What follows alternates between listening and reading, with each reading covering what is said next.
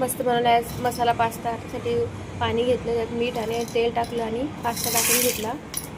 त्याला बॉईल करून घेते. त्यासाठी शिमला मिरची, टोमॅटो, मिरची, लसूण आणि कांदा, बारीक चिरलेला कांदा. पास्ता उकळून झाला की त्याच कढईमध्ये तेल, लसूण टाकला आणि याला परतून घेते. त्यानंतर बारीक चिरलेला कांदा, नंतर टोमॅटो, शिमला मिरची आणि याला गोल्डन ब्राऊन करून घेते तेलामध्ये. मग नंतर मसाला, पास्ता मसाला, लाल तिखट, धने पावडर आणि मिरी पावडर घेतली, त्याने टेस्ट खूप भारी लागते. नंतर ग्रीन चिली सॉस घेतला आणि टोमॅटो सॉस घेतला, तो नंतर टाकला आणि थोडंसं मीठ टाकलं आणि आपला बॉईल केलेला पास्ता टाकून घ्यायचा. आणि याला 5 मिनिटं चांगलं परतून घ्यायचं. तयार आहे आपला मसाला पास्ता.